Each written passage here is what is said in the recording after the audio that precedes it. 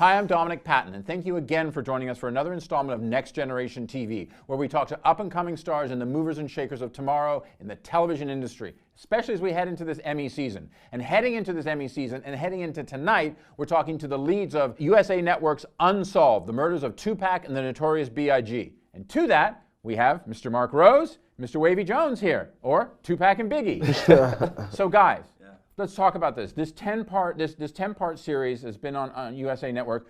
Big success, lots of viewers, but a lot of responsibility on you guys. Now, Mark, you've played Tupac before in Straight Outta Compton. How has it been dealing with playing these iconic figures, playing people who so many people have an idea of what Tupac and Biggie are all about, what happened to them, their relationship, et cetera, et cetera. How has it been for you? Honestly, it's been amazing to just step in the shoes of someone who so many people idolize and respect, and as well as myself, and just to be able to tell this side of the story. It's been over 20 years, and this is a side of the story that a lot of people don't know. So for me to be able to be a vessel and help tell the story, it's so rewarding for me, and I'm just glad to be a part of it. You know, Wavyy, one of the things people know about, I mean, I'm a huge fan of both artists, and I'm not going to get to the East Coast, West Coast thing, because there's no winning there. But, right now we're seeing Suge Knight is on trial for a murder. We're seeing, this story is once again back in the headlines, partially thanks to you guys and what have you.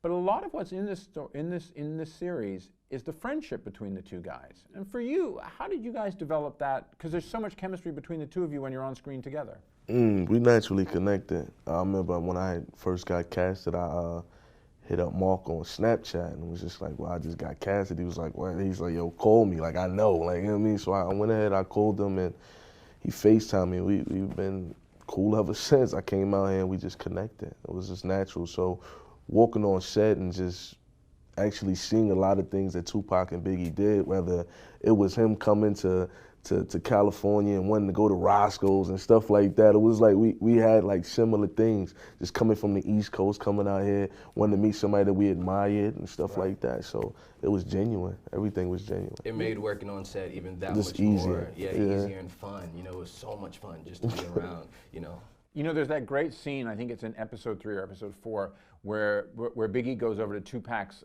California crib, and you guys playing in the backyard with those guns that have no ammo in them, and it's like fighting with water. That was in the pilot, It seemed so clear that these were two people who were so close, kind of Tupac as a mentor to Biggie, and then they kind of became equals, and then it goes so wrong. Yeah. What would you say to fans who look at the series and say, that's not a story I thought was the story I knew?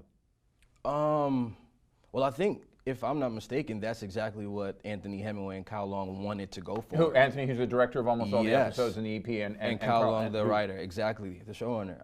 I think that's exactly what they wanted to go for with this project. They wanted people to say, I didn't know that, or this is something that I didn't know. A lot of the times in the media, we knew that they just pushed the East Coast, West Coast beef, and so that's what a lot of us knew. But just to hear fans and just people who's tuning in say that this is something, I didn't know that the investigation went down. I didn't know how much of a friendship these two guys had. I didn't know their family, the extent of that. It's like, I'm sure Anthony and Kyle and all of us is going, woo, because that's what we want. It's real rewarding again. Wavyy, for you, one of the things, and you talked about it, Mark, just now, as you talk about family, is the amazing Aisha Hines plays your mother. And who was actually, it was her lawsuit just over 10 years ago that made the LAPD have to reopen this case, which is a part of Unsolved story. What was that like for you working with her, and what did you learn from her as an actor? Aisha's amazing, and she brought such a great energy to the whole project. Like, rather we be just anywhere with it, like she always just said, just be you. Just be you, be natural, be genuine, and when you look into the camera, just open up and become the character. I never forget we was actually riding back because it was like our last time on camera together. It was gonna be our last time, and we was riding back to base camp, and we both was in a van, and she was like, she said, you held yours like a champ. Like, you held yours like a champ. That must have felt great. Yeah, like she's a veteran actress, so for her to say that to me coming into the whole industry was like, that. It was dope, it was amazing. Now, as you said, coming to the industry, I mean, this is your first major role, Wavyy. No pun intended, big shoes to fill. Big shoes to fill. Were you intimidated by it? Yeah, I feel like whatever you try to go for, that's like totally different. Like this was an unconventional route for me. I didn't plan on being an actor. So whatever you try to go for, I feel like it's gonna be intimidating at first. But when I connected with so many great people on this cast and the crew, and Anthony was amazing. So just to be able to work with these people was like, it just made me feel comfortable about the whole situation. Now, Marc, picking up on what Wavyy just talked about, you know, Anthony Hemingway, obviously part of the Emmy-winning team from OJ and many other things. One of the executive producers of Underground, which Aisha Hines was on. What was it like for you guys working with such an experienced director? And what did he give to you guys that made it easier for you, or maybe better for you in your performance? So much. I mean, he was by our side every step of the way. I mean, he's so hands-on, and he has just such a gift that is, I can't seem to put in words. It's like he would know every little detail, you know what I mean? He studies every single thing, and his craft, and when we're on set, he makes sure he has his vision. You know, I could sit, I think I sat in hair and makeup longer, for example, longer than probably anybody on the show, because Pac had all these tattoos. And it was the episode, I think episode 5, where Pac had went to jail, and he had the little afro. And so I sat there, I was in there, and then when it was time to get on set and go to our mark, I had got in front of the camera, and we was getting ready to film, and he was like, hold on, cut, wait. And he went and he leaned into the camera, he's like, no, you gotta come back, it's not right. And he moved something over like an inch, and I'm like, what the? You know, but it made such a difference because he knows, and he has such a vision, and again, he made everything so much easier. It is so much pressure playing, you know, people who, again, everyone loves and respects and means so much to the culture and community. But having someone like Anthony just be there, it meant so much, and it made it so much easier to just jump into that. What's up, dog? I'm waiting for you to come back through. Movie must be keeping you busy, huh? Getting deep. Hey, you gotta meet these homies I've been shadowing. Talking about them. Yeah, problem, you know? Yeah, everybody know him. From around the way. Stay away, dude. Look at this young buck giving me advice. You got him good. Yo, Pac, word up. You gotta see who they're rolling with now. Madonna. Shit's crazy. They just street shit no more, Christopher. You ain't even listening, dog. This that shit. This is crazy, man. Come on, lads. Hey, check this out. I want to introduce you to my man, Jimmy Henchman. Jimmy is Tupac. Yo, you want to talk Tupac? You know, obviously the story Unsolved talks about the unsolved case. So here we have Tupac, who was shot on the Las Vegas Strip after a Mike Tyson fight. And as Chris Rock said, and his famous joke is, less people saw the last episode of Seinfeld than saw that assassination, and yet we've never found a killer. Biggie shot in LA just outside the Automobile Museum. Again, no one ever actually put in jail or convicted. Lots of suspects, lots of controversy, lots of talk of LAPD corruption in both the original investigation back in the 90s and the investigation back in the early 2000s. What kind of response have you received, if any, from law enforcement about this, saying like, look, this is still a mess and it hasn't been solved?